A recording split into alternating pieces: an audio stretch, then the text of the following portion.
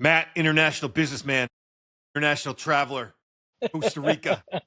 We had to go. We had to go remote, and it's going to be an adventure. Already internet issues. We'll see what happens. Apparently, Gabby's coming home in a few minutes, and Duke's going to go ape. We're here for it all. It's going to be great. It's Thanksgiving. What could go wrong? Ty, what are you thankful for? What are you thankful for?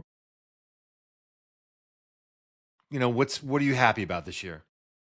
I'm thankful for Mike Vrabel, and I'm thankful for Drake May, and I'm thankful for the MRI results of Jared Wilson and Will Campbell. So I would say those few popped to mind right away. Just quick note: Tyler got engaged this year. Tyler went to Disney last week with his family. Yeah, Tyler went to Disney with his family. Tyler got engaged, but it's Will Campbell's knee that he's most grateful for. That's amazing. Matt, what's on your list? I'm grateful for the two of you and this beautiful podcast that we get to do together. Oh God, you guys are the worst, dude. No, I'm thankful the Colts are relevant, and I get to actually root for them. And they, even though they lost, they are still exciting. Jesus, I like that. The first answer was the answer the kid who doesn't want to get asked at the dinner table. Is I'm thankful for this meal. I'm thankful for you guys. You know what I mean? He doesn't know what to say. That's what I got. What about you, Steve? Listen, honestly, I'm just thankful to be above ground, still kicking, got chances to make things happen. That's what it's all about. Got the family. You know what I mean? It's the simple things at this age. I don't know. That's about it for me. 70 years young. I can't hit 70 this year. You know what, Tyler, you're a dick. Also grateful that my ankles are starting to look a little less like Deadpool's face. Did you send Matt a picture of that? I saw it when he went to the urgent care. I was like, you want to see it? He was like, maybe? Yeah. Maybe? I don't know. Yeah, sure. So I peeled those socks back. Matt saw it was pretty fresh. You didn't see it when it was fresh off a 10-mile walk in the humid Florida heat with socks on. And it sounded like Velcro when you peeled the socks off, though.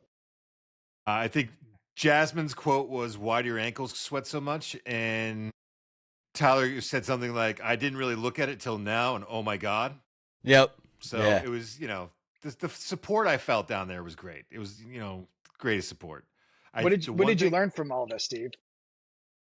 Am I supposed to learn something? Was I supposed to? I didn't learn it. I didn't learn anything. Wash your socks before you wear them. No, I didn't tell you this. No, you said it was a plant. Yeah, the doctors came in. I got some nerd doctor at urgent care who was like, "Yeah, this is definitely some kind of I don't even know what the word he used." I was like, "What does that mean?" He was like, "It's from a plant." I was like, "Oh, okay."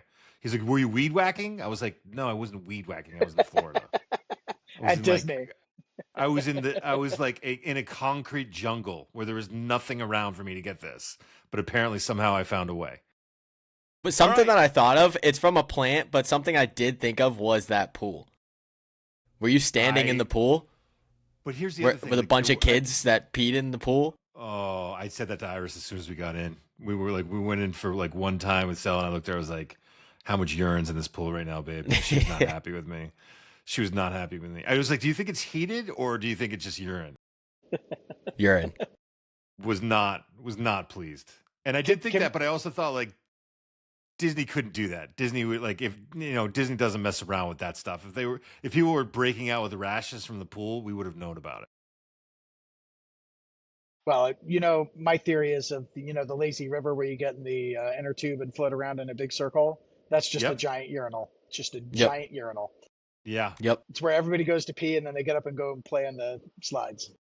I mean, I've never peed in a public pool personally. I've never done that. I would never do that to anyone.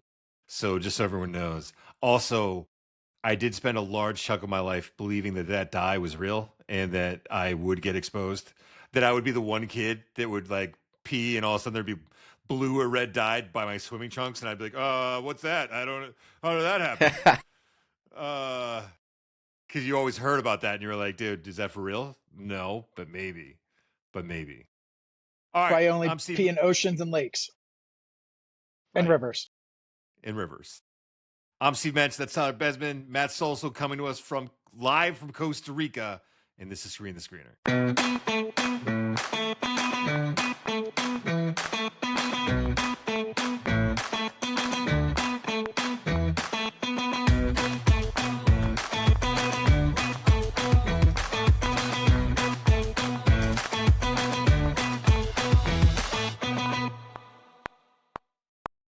We're going to do, it is a Thanksgiving pod. We're going to really focus on Matt's well-being. We're going to start off with Matt's well-being, and then we're going to focus on the Thanksgiving games and the Black Friday game, which I don't know if I really love. I don't Makes no think I sense. love, like, we don't need another, like, and it's spreading out the schedule so thin that it makes, one of your best things is Red Zone. Now you have 4 games happening before you even get to Sunday. Like, red zone's not the same in that kind of a situation. Like, I want a better red zone situation. But Matt, the Colts have lost 2 of 3. I thought they were going to bury the Chiefs. I really felt like they were going to pull that out and bury the Chiefs dynasty, and that was going to be it.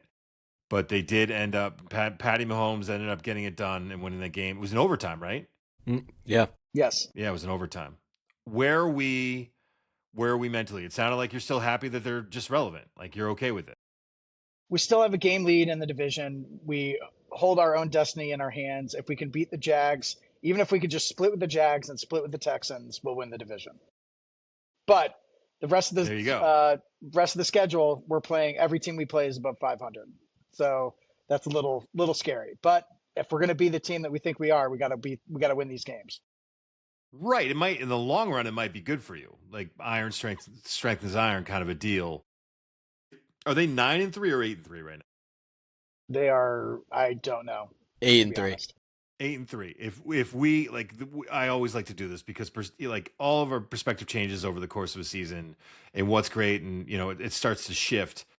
If I had told you in August that they were going to be 8-3, you would have been thrilled. Like, oh my just God, absolutely thrilled. Ecstatic.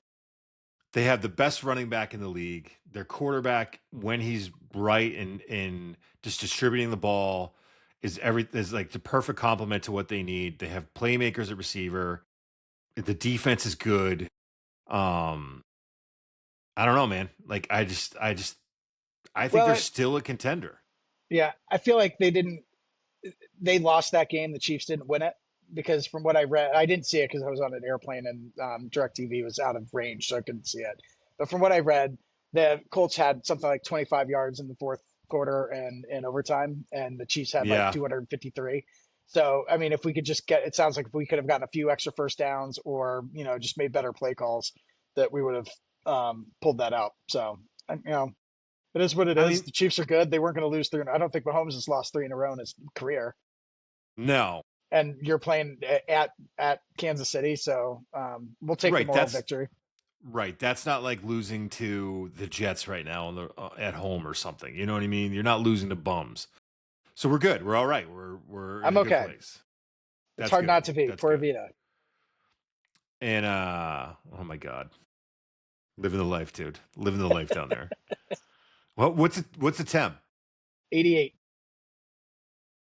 God. It's not bad. It's gorgeous. I know you love it down there. Yes. Do you love it now? Like, or would you rather have the full Thanksgiving? I mean, Indiana gets cold. When you were a kid, you had cold Thanksgivings, right? Yeah, the winter in Indiana sucks because it's like 34 and gray. There's never any, like, if you get snow, it's just a quarter inch and just enough to be annoying. I'd much rather be in New England where, you know, you're more likely to get like a foot of snow. And if it's going to be cold, be cold. Yeah, it would be weird for me to be 88 on Thanksgiving. Do you guys do turkey down there? No, we're going to do, the hotel here has a buffet. So we're actually chartering a boat with the rest of my family. So I'm down here with my in-laws. We have another set of friends from New Hampshire that are down here. And then my dad and my sister and her family are here. So we're all chartering a boat on Thanksgiving and going out from about 9 to 3. And then we'll get back and do the buffet dinner that the hotel is having. So nobody has to cook. So it's kind of perfect. And, you know, I like turkey. It's fine, but I'm happy to not have turkey. I like having everybody together to play games and watch sports and, you know, catch up with each other. Cause, you know, it's rare to be able to see people in person nowadays. Yeah. We cook, but we haven't done turkey in, I don't even know how long. I'm over turkey. It's just not good. Like the sides are awesome. Yeah. But the turkey's like whatever. That's why you have gravy, because the turkey sucks. That's what the gravy's for. Well, I don't mind deep frying a turkey because you can still keep it moist. It only takes an hour. You know, you're not taking 8 hours to cook a turkey with all the prep and everything that an oven takes. Yeah. So if I'm gonna cook a turkey, I'm deep frying that baby.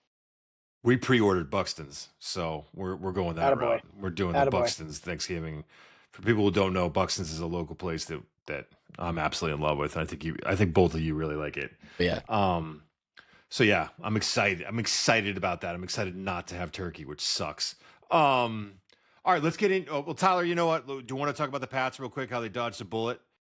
I will say this: like that game was tough, and I felt like they should have taken control of that game a little bit more against Cincinnati. But bodies were dropping everywhere. I mean, Everywhere. the offensive line was getting gutted. I mean, it was just there was a lot of injuries in that game for them to overcome. Tonga on the defensive side of the ball was a big loss for them at one point. I thought Carlton Davis stepped up in big moments. The corner opposite Christian Gonzalez, like there's some real pluses to take away from it. And again, they find a way to win a close game on the road. Yeah, I mean, I think Carlton Davis, that was probably his best game all year. But I don't know. That game was weird. I was at the tournament, so I was like coaching while watching on my phone, and then like saw the second half at B Dubs down the street. So it wasn't like the easiest way to watch the game, but it was like for me. That's what good teams do. Like they have those crappy games where like nothing seems to really go right for them, and then they still pull out a win. It's what good teams will do, especially on the road. So first team to 10 wins. I can't be upset about that. The only thing that is a little worrisome is sort of the run game. It's so inconsistent.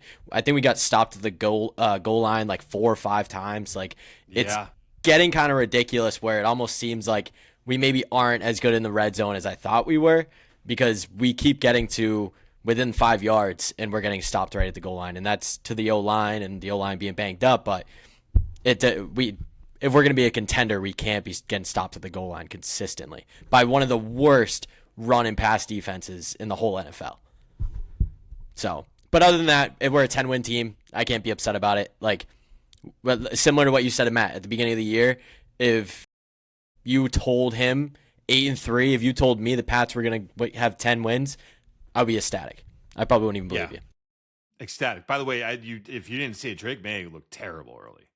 I saw how bad he looked. It was a little scary. He looked terrible early, and then he settled down. It was a little bit like, what is this going to be a problem? I actually started to get a little scared that maybe he's going to get like there's something about the way he throws the ball, and it won't be as good as like when he gets colder. And I was starting to get a little bit concerned about it. And then he absolutely bounced back and started throwing passes that you were like, what he's been doing all year, and you're like, dude, how is that possible? The one to Pop was absolutely disgusting. Like you couldn't even see Pop, and he just drops it right in. It was nuts. Insane throw. And then also like the pocket presence, the way he moves around the pocket right now it's like, dude, I don't even know how you're sensing that, and you're still like it's just a natural thing for him.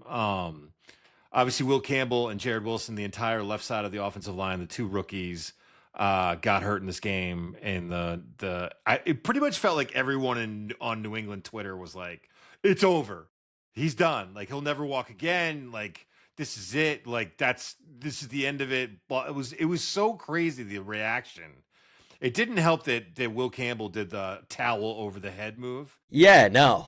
Bro, calm down with the towel over the head. That's strictly for season ending, guys. You know what I mean? Like if you put the towel over your head, then the doctor should have already told you like that's it. Sorry, like we'll do the MRI, but like your knee shouldn't bend like that.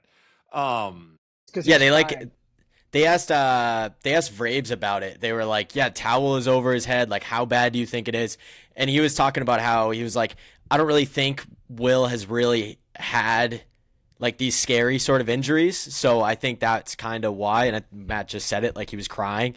And so he was like, he's going to be fine. I don't see him playing this week or the week after, but like he's going to be okay. One thing that like I know Will Campbell is the name that everybody, I won't say everybody, but most people know because of his personality and him being sort of that featured guy that we drafted this year. Yep. Yeah. But like Jared Wilson is super important. And so I was kind of waiting. We heard about Will Campbell and I'm like, I really care about Jared Wilson. Like he's been a dog.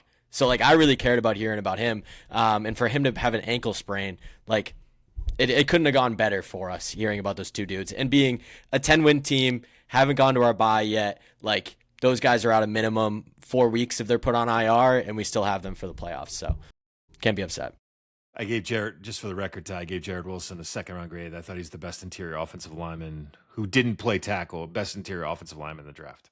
I think you told me that. You were like, when we got him, you were saying that he was a steal. I couldn't believe he went that late, to be honest. I think he was the third round. I couldn't believe it. I think he's that good.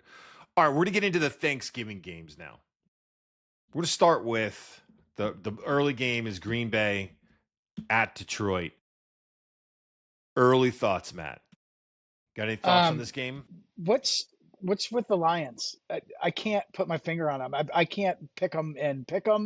And, they barely scraped by an OT this weekend against a bad Giants team without a Jackson Dart. I mean, Jameis Winston's making you look like terrible. And I don't understand, but they managed to scrape out the win. So, grit is there. I think the Lions will win this game, but only because they're at home. But it'll be close, and I wouldn't be surprised if the Packers pull it out. What do you got, Ty? Yeah, I feel like it's Thanksgiving, so the Lions they're gonna be ready to go. I feel like the Lions play every single Thanksgiving, and I probably should have looked at their record, but I always bet on the Lions. Yeah, I would love to hear it. It's probably not great, but I would love to hear it. They're 37-45-2, which honestly isn't that bad. That's not a number that you should look at and be like, okay, well, they always lose on Thanksgiving. That's actually not true. They've had long runs where they've lost like 10 in a row or 12 in a row. Yeah. So they were a terrible franchise for a couple decades. Exactly, yes. Yeah. So 37-45-2 that doesn't actually scare me that much. It doesn't speak to the fact of ready to go. I wouldn't say that. Yeah, no, that's fair. But I like them. I like the Lions on Thanksgiving. I think it's like there was a couple years where you would randomly have like the Jaguars be in London and they would like only win in London. They wouldn't win at home. And that's kind of how I feel with the Lions recently on Thanksgiving. And Green Bay is the team for me that I can't pick. Like, Matt can't pick the Lions. I can't pick the Packers. They make no sense to me. Yeah. The NFC North is a mess. I'll say this: I got Green Bay in this game, and I'm not even sure. Detroit's favored by 2.5. I think I like Green Bay to cover. We're going to do a parlay later. My pick is going to be the Green Bay money line. I just think, look. They played in the season opener, and a lot changes, and that game was in Green Bay, and I got that. Green Bay won by 14. Look at Jahmyr Gibbs is one of my favorite players in the league to watch. He is so freaking explosive. He leads the league in 40-plus yard runs. He leads the league in 20-plus yard runs. He can do freakish things after the catch as a receiver, but he is super inconsistent. I looked at it. He has 5 games, I think, where he's averaged fewer than 4 yards per carry. And you're that explosive and your offensive line is supposed to be that good. I don't know. Yeah. That scares me. And the first time they played, he had 9 carries for 19 yards against Green Bay. That Green Bay defense is 4th in the league in total yards allowed. It's like one of the things that I think people want to talk about Jordan Love, and I get it, but that Green Bay defense is pretty damn good. I think this Detroit team's beating up on bad teams, and as inconsistent as Green Bay is, I don't know. I look at the record overall. Detroit hasn't been great on Thanksgiving. I look at the fact that they really bottled up Jahmyr Gibbs earlier in the year. I like Green Bay in this game. Also, Detroit gave up 27 points to Minnesota like three weeks ago. Their defense isn't great. Like, when you're looking at it, you're like, J.J. McCarthy is probably the worst quarterback that ever played in the league, and I loved him coming out. But like the numbers right now with J.J. McCarthy are like, I mean, he makes Zach Wilson like Joe Montana, like statistically right now. That's not a good thing, dude. And they gave up 27 points to that team. Like, I don't know. I think this Detroit team is good against bad teams or finds ways to beat bad teams. And you're looking at the game, you're like, oh, Jahmyr Gibbs is so awesome. He had like 219 rushing yards last week against the Giants. Like you guys have already said, this was the Giants. Head coach fired. No starting quarterback or stud rookie running back out for the year. Like, what are we talking about? Like, I don't know. I like Dan Campbell. I like Jahmyr Gibbs. I like Amon-Ra St. Brown. I love Jamison Williams, who, by the way, shut out. No catches last week. I know He's Yeah. because been he's on my fantasy. useless this season. He's a confusing wide receiver. Dude, he hasn't though. Since Dan Campbell started taking the play calling, James Williams started like popping. He was like, I wasn't playing him on my fantasy team, and then Dan Campbell started like just getting him involved. So finally, I started playing him, and he disappears, no catches. So like, they're just too freaking inconsistent. I think they're good. I mean, that offense is still loaded. You got Aiden Hutchinson, who's one of the premier pass rushers. I think he just signed a contract extension. You got him. I like all of that.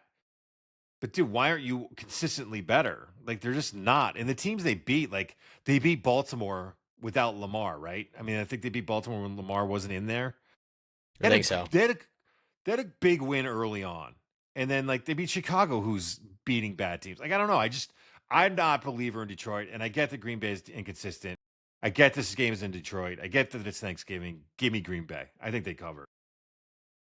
I don't know. I mean, I can see them covering, but I don't know. I think Jahmyr Gibbs has like I think Thanksgiving Day and each game that we talk about, I think the stars show up, and I think Jahmyr Gibbs does it again, and I think he has like an Alvin Kamara Christmas Day type of game, and just is absolutely insane. And my only reason is the MVP race is kind of wide open at this point, and you guys are going to kill me, but I do have legit stats from Underdog NFL, and I think Jahmyr Gibbs, I believe that he's starting to close that gap against Jonathan Taylor, where Jonathan Taylor right now on 237 touches has 1,465 yards, 6.2 yards per touch, and 17 touchdowns, while Gibbs is 203 touches, 1,500 yards, 6.6 yards per touch, and 13 touchdowns. So I get it. I think that there's a chance for Jahmyr Gibbs to close that gap on Thanksgiving Day, and the Lions end up winning. So I know that's where I'm hopeful. Jonathan Taylor just ran into an absolute brick wall of a Kansas City defense. I know. And like I just look at Gibbs and it's too inconsistent. Taylor shows up every week, man. Like I get it. I see the numbers, and again, I love Gibbs. He's so much fun to watch, man. I'm just saying he can close that gap. He's also the kind of talented guy who could have that Kamara Christmas Day game. Like he could definitely do it. I don't know. After watching the first matchup, and it's been a while, it's been a whole half of the season. I get it, but I don't know. All right, moving on. KC at Dallas. KC's favored by 3 on the road. I'm going to give you the Cowboys record right now on Thanksgiving. 34-22-1. That to me is a number that's worth considering. 34-22-1. I'm going to give you another number because you guys know where I'm going to go with this. Chiefs 1-3 on the road this year. The one win was against the Giants. They've lost to the Jaguars, Bills, and Broncos, I think. That's not good. I think the matchup of this game is going to be that Dallas offense, which can be super explosive, against the Kansas City defense, which has been outstanding. So I'm essentially saying, of course Mahomes is important and he can win the game if it's close, but I really think the most important thing is going to be whether or not Kansas City can slow down specifically the passing attack. I think they will slow down the run game of Dallas, but specifically Pickens and CeeDee Lamb and Ferguson at tight end. And can they get Dak and can they make him uncomfortable? I'm gonna tell you right now, I like Dallas in this game. I think Dallas is gonna win this game. I can't believe I'm saying that. Like I want to throw up in my mouth just hearing the words come out of my mouth. Like really, Brian Schottenheimer and Dak are gonna beat Andy Reid in Pat Mahomes in a primetime game, like on a big stage. I can't believe that it's true. But I just don't really believe in that Kansas City team, especially when they're not at home. I agree. I think the Cowboys win this, and I think CeeDee Lamb has a day. I think he's the one that's going to be eating the turkey leg at the end of the game, and I think Kansas City. This is the first one-score game they've won was against the Colts, and they could have won it in regulation, but they got stuffed at the goal line 3 times in a row and had to kick the field goal that sent to OT. So I just don't think they have that extra push to get it done. I'm with you. I agree. And actually, Matt stole my turkey leg guy. It was CeeDee Lamb because Brian Schottenheimer came out and said, like, they're just going to feed number 88 on Thursday. And so I don't think Kansas City, like, their defense is good, but I don't think Kansas City can keep up with how explosive Dallas's offense is. Because if it gets close like that, where it was with Indy, I just think Dallas pulls away because they have so many weapons on offense. Where Indy is solid, but they don't have the passing attack that Dallas does. Where KC can shut down Javonte Williams, but we'll still see CD and George Pickens have a day. I'll mix it up and say that Pickens gets to the leg. It's going to be one of the receivers, right? I mean, it could even be Ferguson at tight end. I really believe the tight end could play a big role in this game too. Like, there's going to be this could be the kind of game where Dak throws 45 passes. I would not surprise me at all. So pick a receiver. We'll say CD because of what happened last week and all that. I'll also say this. Dallas has to have a ton of confidence and momentum after that game against Philadelphia. And I would be a little more scared if this was a Dallas, not Philly. If it was a Dallas, but like Philly's not a good example. Kansas City's not a good example, but give me like a middle of the road opponent, like a team that's good, but maybe not a rival or maybe not an elite team. I'd be a little more scared about this game because I would say there's going to be a letdown. Like if this was Dallas, Jacksonville, Yeah. I'd be like, oh, Jacksonville's a good team and like whatever. But, you know, I think Dallas could win that game. I'd be more worried about that game last week because of like all the emotions of coming back against Philadelphia in a primetime game and what that could do. Gabby's home and what that could do. I would be concerned about it.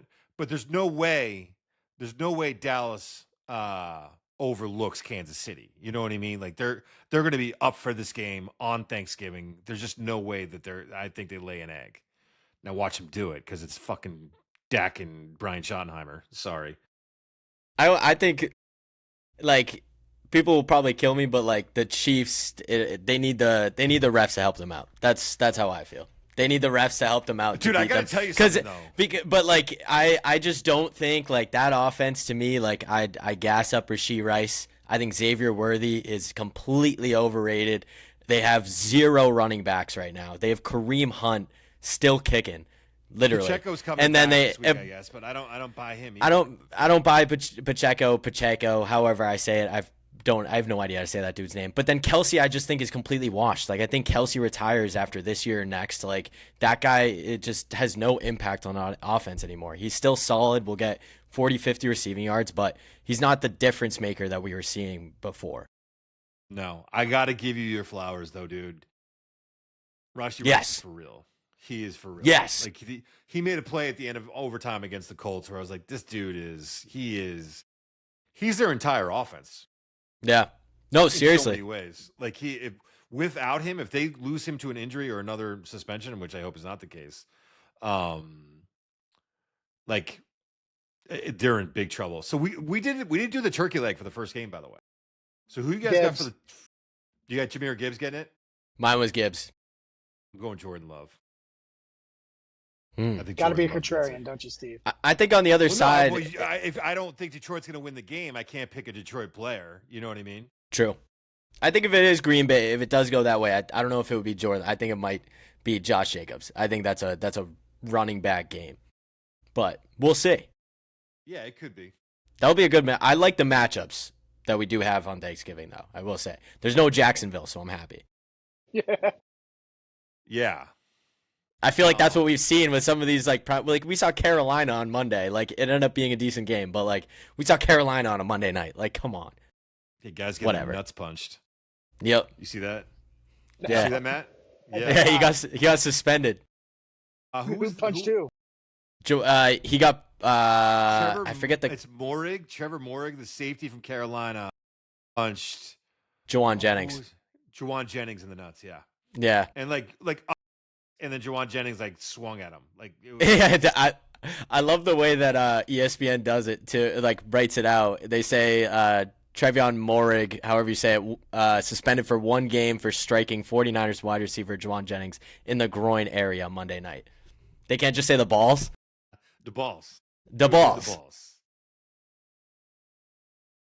Yeah. But Carolina's San Francisco was brutal. Brock Purdy threw 3 interceptions in the first half. Dude, bad. The NFL's the product's not great, man. the product's not great sometimes. Like there's some really good teams and good games, but like there's a lot of like, what is that? All right, let's go to Cincinnati, Baltimore, the late game.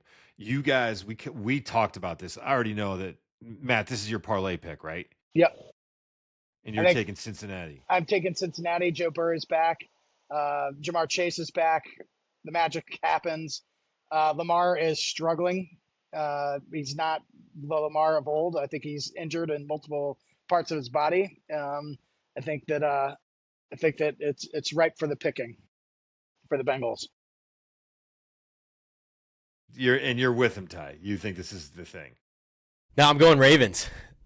I thought you I thought you said you were going to go to the Bengals. No, I like the rationale. I like the rationale of the Bengals winning. But I think Cincinnati is going to come off a high of being able to stop the Pats' run. But I'm not sure they'll be able to stop Derrick Henry, who I have winning the turkey leg. So I think that Derrick Henry has a monster day, and I think it will be a shootout. I think it'll be a close game, and it'll be a good watch. But Joe Burrow coming off that injury, being gone for most of the year. Jamar Chase will probably have a day, but I just have Baltimore winning because Cincinnati won't be able to stop the run game. And especially with Lamar, like he's banged up a little bit, but I still think even if Lamar is running the ball, like Cincinnati's just going to have a tough time stopping those two dudes. I agree. I got Lamar getting the turkey leg. I like them at home. Something that tells me this is a 7-point spread. I'm not sure. That kind of stinks, to be honest with you. Like I feel like that should be lower. I think Matt's on to something, but I think with Burrow coming back, it's going to take a minute. T. Higgins probably is not going to play in this game after watching him leave the Patriots game. Yeah, no, he's not. Yet. Is that definite or? That was a report I saw yesterday from ESPN that Burrow's in, Higgins is out. Yeah, so Burrow's in, Higgins out. That's, don't get me wrong, Jamar Chase is the guy. Chase Brown's played really well in the last 6 or 7 games. They've gotten their running game going. I can't believe it until I see it with Burrow. Matt is right that the Lamar numbers haven't been great. But by the way, like the Ravens are in the first place in the NFC North again.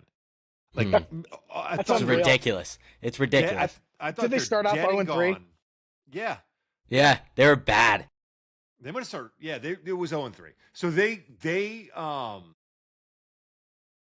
But you knew that Aaron Rodgers was going to gag that lead. You know he wasn't going to be able to stay upright, and you knew that he wasn't going to continue to play at a high level.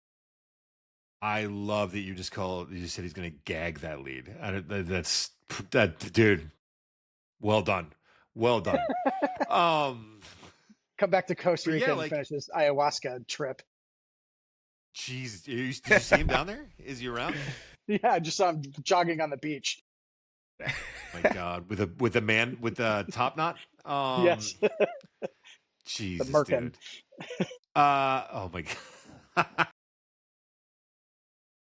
Anyways, I just think the Ravens have more to play for. I'll see what happens with the Burrow thing. Like he is obviously Joe Burrow is just awesome.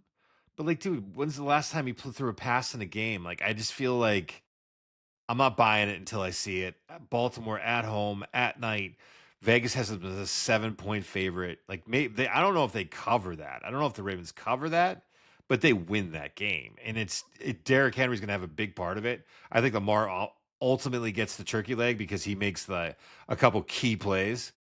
But Matt, you're right. Like he has not played well. I think he has like 2 interceptions and like no touchdowns over the last 3 games. He's completing like he's 56% of his passes. Yeah, I mean he's a warrior for just like doing it. 100%. But I think he's physically limited with what he can do. And last year he was such an athlete, and this year he just doesn't look like it because he can't. He's just banged up.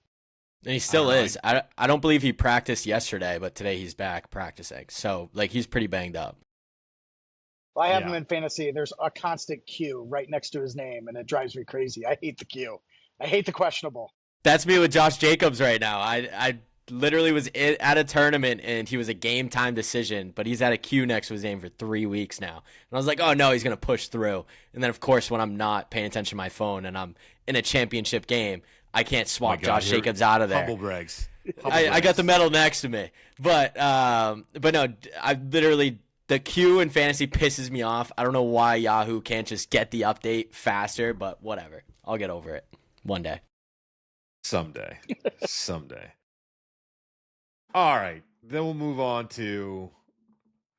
I mean, that game should be more exciting. It kind of sucks that it's like Burrow coming. Like it's on paper, that game looks great, right? You get division rivals, night game, both really talented rosters in a lot of ways, but one guy's still banged up and the other guy's coming off an injury and you don't know what you're going to get. I just feel like it's on paper, it looks better than it actually is when you start to like break it down. It might be a shootout. We have 2 quarterbacks that are banged up. Could be. I don't know. Watch Burrow come out and light it on fire. Maybe. All right. Chicago at Philly. This game's interesting to me, man. Trap game. For who? For who? For bettors. Oh. I think for bettors it's a trap game because you're looking at it and Chicago's been doing pretty well. I think they've been beating the crap out of like mid teams, but Yep. they've been with you, Ty. riding with Ben Johnson. That's their guy. Like I don't even think Caleb has looked that great, but like they've found ways to win games. I'm trying to get the lines right now, but I feel like for that game, the line's 7. yeah, so you're looking at a Bears plus 260 for money line. Like if you're like, hey, I'm just gonna toss in Bears money line on a boring Friday night just to chase it, I feel like it's a little bit of a trap. I think it's going to be an absolute blowout by Philly. I agree. I think Vegas is trying to get you to take those points in Chicago. Yes. I think that's what they want to do. They're like, hey, look, Philly, everyone hates Jalen Hurts in Philadelphia now, and A.J. Brown's unhappy, and they just blew a 21-point lead to Dallas, and this team stinks. I'm not falling for it. How many times on this pod have we sat here, and me specifically, been like, this team, that Philadelphia team is an absolute mess. They can't figure it out. They did have a meltdown, I think 3 years ago or 2 years ago. They had that meltdown and just everything fell apart at the end. Remember, they started out hot. They were one of those teams to start out hot. Sirianni was slated to get fired. Yeah. The wheels came off, right? So it can happen. I get that it can happen. I'm not buying it, man. That roster is loaded. I mean, that in terms of talent, it's the most talented team in the league, I think. They are stacked at almost every position. And when you look at that roster and you look at they've been through this before, I think the Philly is going to just crush Chicago. I think this is the game where I hate to say it, Ty, this is kind of like the Bears have had very much a Patriot schedule. I mean, no, they have, yeah. They've had, it's been similar to the Patriot schedule, and now they're going to run into a pissed off Philadelphia team that it is at its best when it's playing angry and when there's chaos and everything's swirling around it. Like this is like Philadelphia seems to feed off of that. And I just don't think there's any shot. Yeah, and they haven't won. Like I'm looking at the Bears, their last 5 games, they've won 4 of them, and not a single one they've won by a touchdown. Everything's been close. Like the beat the Steelers last week by a field goal, beat the Vikings before that by 2. Great win, but beat the Vikings by 2 on the road. Beat the Giants at home by 4. Beat the Bengals on the road by 5, and then lost to the Ravens by 14. Right. So it's a Bears team that's pretty mid, and then only beat the Commanders by 1 on the road. And I think that was the game that Jaden Daniels got hurt in. I think it is. I think you're right. So I don't really believe in Chicago. I think probably should, if it's in Chicago, maybe they do cover, but they're on the road. They're going to get smoked, and they just lost to Dallas. So there's no way that they don't cover. Can either of you explain to me why A.J. Brown's so been out of shape? Yeah, I mean he's one of the best receivers in the league, and his quarterback sucks right now. But look, if I'm AJ Brown, I'm like, I don't understand why you're not throwing me the ball. And they did last game. Like there was clearly an indication of them doing it. Now you can also say, shut up, be a team player, do what you got to do for your team, and I get that. But I also understand, like he probably should be handling it differently. That I can totally get. But when you're that, he is. Like, I don't know if people realize, like I tried to tell you guys this earlier in the year, he is that good. He is different good. Like you look at the numbers from his career up to this point, and he's having, this is why he's pissed off, is because he's got guys, the Philadelphia market for reporters is I would say it sucks, but like it sucks if you're a player. I mean, it's as bad as New York and Boston, easily as bad as New York and Boston, maybe worse in terms of these reporters like getting after players like, what's your deal and why are you so bad? Some of that stems from the fan base getting their hearts broken so much and like wanting to know why players aren't coming through. But that being said, there's so much. They've won 2 Super AJ Bowls Brown, in the last like 5 years. I understand, but the history. I would say that like he had a reporter ask him if he was still the same player that he was 2 years ago, and he's like, "Dude, like, what do you mean? Yeah. Like, why am I having to answer this question?" And people, and then it started after that happened. It came out like the reporting is now that the people within the organization are frustrated with Jalen Hurts. Like, there's it's been pretty open. Like the leaking, there's a lot of loose lips in that building apparently because a lot of stuff started coming out about like Jalen's not doing a good enough job of getting the ball to AJ Brown and distributing the ball overall. And there have been games. I think you can be on the same argument, you can say these things at the same time. Both things can be true. Jalen Hurts needs to play better, and AJ Brown has the right to be frustrated. Like, but also on top of that, Jalen Hurts has won a Super Bowl. Jalen Hurts has had games. He's actually the 2 Super Bowls that Jalen Hurts has played in. He has been freaking lights out in both of those games. Even the one he lost, he was lights out in that game. He played super well. So like Jalen Hurts deserves a little more credit. He's been getting banged on his whole career about how he wasn't good enough because he lost his starting job to Tua at Alabama. It's like, can we get over that? Can we get over the fact that he lost his starting job to Tua and that he was a second round pick and see what he's turned into because he turned into a pretty damn good player, but he has not been playing well. He's been on a down streak or whatever you want to say in a rut for a little while now. And I think when you have guys like AJ Brown and Devontae Smith, they're going to get pissed off. And Devontae's not going to say it, but AJ Brown's going to say it. And especially when guys start coming to him and saying like, what's the problem? Why is the offense not moving the ball? And why are you not making plays? Blah, blah, blah, blah, blah, blah. He's going to be like, what do you mean? Like, it's obvious, right? Like, shut up. Yeah. So that's why he's bent out of shape. I do wish he handled it differently. I do wish that he was traded to the Patriots at the deadline. It would be a lot better for everyone, I think. Would you have given up 2 I first round agree. picks like the Colts did for Sauce? Hell no. No. I mean, he's old. I would have given up a first though. And We know that. Tyler wouldn't have done it. I would have easily given up a first for AJ Brown. Like, well, you're not getting an AJ Brown the first. Like, all of a sudden I know that. receiving cores. I know that. Imagine if you had AJ Brown, Kayshon Boutte, and Diggs as your top 3, and then Pop is coming as the 4th guy. That's great, but I said it before where my focus right now is protecting my Lord and Savior Drake May. I don't care about who he's throwing the ball to right now because it doesn't matter who he's throwing to, he's going to get the ball to him. So right now for me is I want to make sure that first round pick is on whatever position we need to address on that O-line because that's my only focus. So I don't want to give up a first round pick.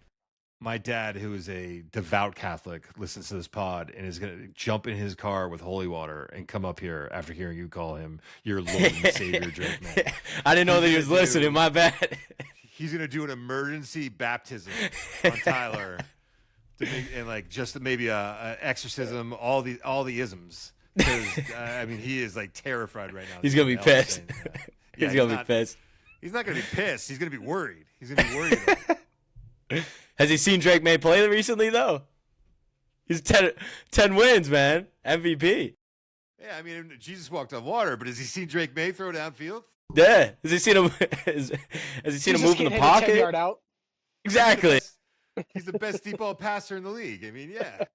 Would Jesus beat Buffalo on the road? I don't know. Oh my God, dude. Oh boy. Now he's gonna kill me. You're gonna get me in trouble. All right, I know. Those are the 4 games we wanted to talk about. We're at 45. I don't think we have to go for a full hour, but I do want to ask you one thing, Ty, and I want to get your take on this too, Matt. And I don't know if you saw it. What is wrong with John Morant? Like who did you see this? No, but I mean, you just say John Morant and I start laughing. John Morant not playing in the game, not playing in his sweatsuit, is chirping Klay Thompson and like getting after him after the game, calling him a bum. How about he's all washed up and all like, dude, you're in sweatpants, bro. Yeah. Like, you're wearing sweatpants. Like, what are you talking about? Like, I don't mind if you're in the game and like things get heated and like that happens. Like, I got no problem. When you're sitting there in sweatpants and you're talking trash to people and you like who like I think it's pretty open about, and tell me if I'm wrong about this because I'm not as knowledgeable at the NBA as you are. Like, it's pretty open, it seems to me, that Ja's a bust, that he is a wild disappointment, that he might be a talented player and is a talented player who could put up points on any night and is explosive and all that, but has been like nowhere near what they had hoped he was going to turn into. And you're going to go after Klay Thompson, who, by the way, has never been. It's like you're not even going after like a Steph Curry. Like, Klay was always a number 2 or a number 3. Like, so now you're chirping like a number 3 from the bench, wearing sweatpants, a guy later on in his career who, by the way, Klay Thompson's a first ballot Hall of Famer. Like, he's a first ballot Hall of Famer. And a class act dude too. Like, Klay Thompson's been a class act guy his entire career. Over exceeded all expectations for him coming in the league. That's the dude you go after? Yeah. And what's funny is like you and I don't know about you, Matt, not really a fan of Klay Thompson. I think, at least for me, it's just me being petty because they beat us, and I hate how like he is a class act, but he does do the sort of like, well, I'm gonna nudge, and then whoa, what do you mean? Why would they ever do that to me? Why would they push me? What the hell are you doing? Matthews. Yeah, exactly. He's Austin Matthews. That's basketball. No, he's not Austin Matthews. I don't know. Austin Matthews, like Hitler, Austin Matthews. Okay. Jesus. But with Klay Thompson, that's the hierarchy. Klay Thompson, like you said, like you have to respect like how insane that dude was, and even looking back before his Achilles injury, like he was absolutely unreal on the Warriors, and to the point where if he didn't have that Achilles injury, then he was going to be a number 1 option in another organization if he left Golden State. Like, he was that good before that Achilles injury. But John Morant, like, I would say probably his first 2 years, everybody was like, okay, this could be the star of the NBA. Like, he's so flashy. He does these crazy dunks. He attacks the rim. And I forget who said it, but they kind of talked about how they were worried about John Morant attacking the rim so much. Kind of translated it to Jaylen Brown, where Jaylen Brown stopped just attacking the rim and dunking as hard as he can, is they were like, you're going to get injured. Like, that's not a way to play 82 games and dunking as hard as you can year after year. You can't really stay healthy that way. And Josh started having injury after injury pop up, and then we started seeing the off-court antics, and then we started seeing him get suspended a bunch, and then he would get injured. So we didn't get to see him play basketball for a while. And then this year, I think we started to be like, okay, maybe we could see him play. Now he's injured again. So I think you could say he's a bust because of his injuries and off-court antics. It's like unfortunate how much that sucks. It's the same thing with him and Zion. Like, those two dudes were gonna take the NBA to the next level with how flashy they were, but they're so bad off the court. And so, yeah, to answer your question, that's absolutely ridiculous. John Morant's a bomb. And I looked at Twitter to figure out what was going on. Nobody is defending John Morant. Nobody. Because it's like, dude, it's time after time, man. Like, it's getting ridiculous. You don't even play basketball. Like, you're actually just on the bench every single game. So, disappointing. Yeah. Zion's different, though, man. He is, but he just didn't put in the work. I don't think Zion was ever going to be good. I really don't think he was ever going to be good. He could have been a solid power forward. He couldn't shoot the rock. That was Zion's issue. He couldn't shoot the damn rock. But and now we have Victor Wembanyama's in the league. Like, it's tough to be a Zion when you have like freaks like that in the NBA. Is Wemby going to be all right, or is he going to be a guy who's always banged up?